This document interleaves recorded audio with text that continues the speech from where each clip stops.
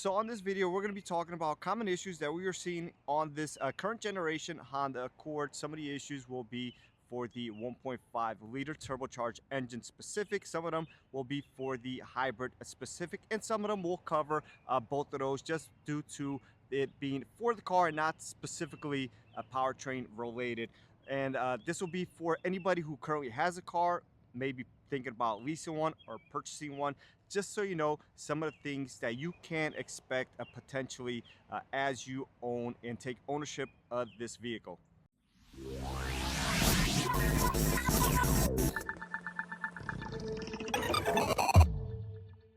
There has been an abundance of recalls with this particular generation, most of them being either some sort of inspection or a PCM update or software update of some sort. Not many of them actually need any parts replacements, but those should be covered with your warranty and nothing that you should worry about or come out of pocket. So not gonna really talk about those much, but has been a handful of them, and again, they should be covered on a warranty and something that won't really come out of pocket. So nothing that you should be too concerned with as an owner. And of course, as these generations came out, there was a couple recalls initially. Then as the vehicle ages, there's a couple recalls here or there, and a lot of them aren't truly affected. Again, most of them are inspections or some sort of software update. So Honda just takes the initiative and they caught a couple of failures and they go ahead and get a whole bunch of them inspected, and just make sure that nothing was really affected or damaged, and just being thorough with their process of getting these recalls completed. Now, under the hood, once again, we have two different options of powertrains, and this one being here, the 1.5-liter turbocharged engine. And I have my reservations with this engine all the way dating back to the previous generation Accords. And my biggest reservation, my biggest concern with this is the potential of needing a head gasket at some point in time. Now, head gaskets do fail from time to time on cars, although with this particular powertrain, we are seeing an abundance of failures fairly early on, fairly quickly, and a lot of them. So again, we have not seen any on this current generation, although we did see one recently on a CRV that had about 90,000 miles or so. So a little bit too early to tell if this will carry on and at the same level of failure rates as the previous generation. But nothing really has changed as far as the block design, the head bolts, head gaskets, anything of that stuff. So I think it will become an issue as these cars age. This should be a pretty big year to see if we're going to start seeing these or not. So if we do start seeing those on a consistent basis, I will update you guys as always. But some things that we are seeing currently are rodent damage still, and this happens on an area-based situation. Now, this does happen to both the 1.5T, which we have here, and the hybrids, although they happen in different locations. So for this particular engine, most of them do end up chewing one of these harnesses right over here, one of these pigtail connectors, typically this one right over here. They love to kind of just go at this wire right here for some reason. Usually it's here or here, but typically it's here, and you'll get a check engine light with an excessive crank, and immediately before even opening your hood, I typically know that is an issue. Now, we are close to New York City, so anywhere in the surrounding area, especially in the winter months, we see a ton of rodent damage. Sometimes we'll see 2 or 3 cars come in a day. And again, this is not specific to Accord, but more to this engine. We'll see it on a CRV, we'll see it on a Civic, we'll see it on an Accord, and stuff like that. So again, more so in colder environments. Once the summer comes around, sometimes in the spring, like a morning like today, it's still in the 40s. We can still see some. Once summer rolls around, we really don't see any of these issues. Now, a simple fix for this would have been an engine cover like they have on the hybrid. Now, again, I spoke that the hybrid does also have rodent damage, but sometimes it'll be on a harness like over here, or something over here, or something on the transmission that I've seen a couple of them.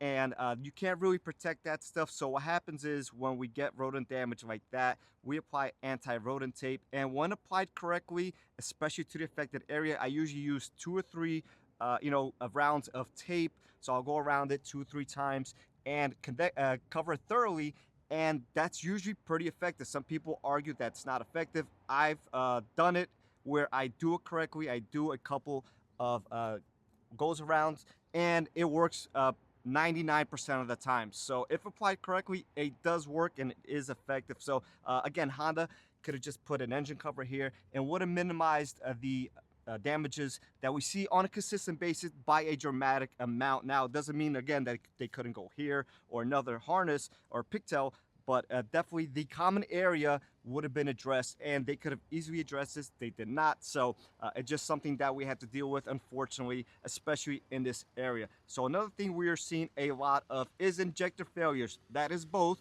on the 1.5T like we have here and the hybrid powertrain. So injectors will fail, and we'll just go in there and we'll replace them, and we are good to go for that. Pretty straightforward a procedure. This is not bad to do on this engine. On a hybrid, it's a lot tighter. The engine's a little bit more pushed back, a manifold, just less space here and a different intake airbox setup versus here. So definitely a little bit more difficult on a hybrid versus the 1.5T here. So on a hybrid, there has been a couple of situations where there are cracked pistons. I have yet to see one here at my local dealership, although talking to technicians across the country, there's definitely a few issues that with those, and there has been more than one situation where they have came across a cracked piston. So definitely something concerning, and again, not for this engine, for the hybrid powertrain. So something definitely concerning. A cracked piston is a big deal, but again, I have not seen any here. If I do run across one, I will make a thorough video on the process of the inspection procedure and the repair procedure as well. So hopefully I don't get one of those, although if I do, I will most definitely be making a video on that. Also, I see a lot of people here over tightening these. Over time, they do loosen up, and then you end up damaging this battery sensor. Very expensive. Now, this is human error, and oftentimes this is just not pushed in enough, and this is tapered, so then it'll have to be tighter than it needs to be, or just people over tighten this bolt and it loses its shape, and then you end up damaging the sensor, and you can't just replace that with a regular terminal because it does have the battery sensor attached to it there. Moving right along, and again, this is very area based, and there is your radar here for the Honda sensing for these vehicles, and unfortunately it is a high sought after item, so the thieves are all over these, and this pops out real easy, and then the sensor just pops out. Unfortunately, when they steal those, this damages the grill, and you need to get a new grill and insert oftentimes. So sometimes they're gentle, most of the times they are not. So again, this pops out real easy. I do have protective brackets. They do sell them also on Amazon that you can put in here, but keep in mind this is plastic, so it's just going to slow them down. You know, doesn't mean they can't go ahead and just rip out the grill or cut around it if they get, you know, aggressive enough or desperate enough. I guess that is something they could do, although there is brackets to help minimize the chances of it, you know, having a theft here. And again, this is very area based here, being close to New York City once again, and the surrounding boroughs, and even in Jersey and any area where you live in a big city. This could be a potential target for you. And the reason they get after these is because this is right in the center, so anytime there is a front end collision, chances are this is going to get damaged. And of course, they are expensive, so instead of paying full price for one, it's obviously cheaper to go and just take somebody else's. So unfortunate that we do have to do and live with this in this area specifically, but maybe not an issue for you. Again, very dependent on where you live. Something quick to note here, on a previous generation, the trunk release button was right in here, and I've seen on a couple occasions where people put drinks in here and they get damaged. Most recently, I had one yesterday where it damaged not only the switch, but also corroded the female connector part, and I wasn't able to clean it, so we had to end up replacing the harness for it, which wasn't a big deal, but just something that they had over here. And again, you put cups here with drinks or whatnot, so they moved it here on this generation, which is a lot better spot. You're not going to have any spillage in that area, so something very nice here. We're going to pop the trunk here real quick, take a walk to the back. So for this particular trim, we do have a full spare tire here. We'll pop this open real quick. We have our kit here, and right underneath it we do have a spare tire. Now on the hybrid trims, we do not have a spare tire, but just something to keep in mind here for you if you are purchasing one of those hybrids. Again, this is a non-hybrid version, so on the hybrid versions that has like a fix-a-flat kit with the compressor and stuff like that, it works, but it's also always better having a spare that you could just throw on the car versus potentially if you have a bigger puncture, it won't even fix that. So it's something just to keep in mind. And everything here works well. It's functional. I do like this design and things of that nature. My biggest issue here, my only concern really inside of this vehicle is just the location of these switches here. And this is a concern of mine basically for every Honda. And we just have the cup holders here. Now we are human. We're going to make mistakes. We're going to spill stuff. We're going to put breadcrumbs here, food, whatever. And eventually we damage these switches. Now, people that say it doesn't happen, I've done probably a good 3 or 4 and recommended another 5 or 6 that weren't approved, and Honda will not cover that. So if you have damage here, that's going to be an issue for you. Maybe your parking brake stops working, maybe it stays on and you can't disengage it. Maybe your brake hold button stops working and you get some lights on the dash.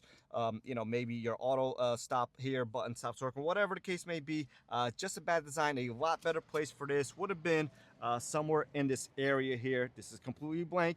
They could use this space and a lot better. Also would have created some additional maybe storage here for this stuff. Now I get it, the e-brake is convenient here, but on some Hondas and Acuras they actually put it here, so there's no reason why they couldn't do that here.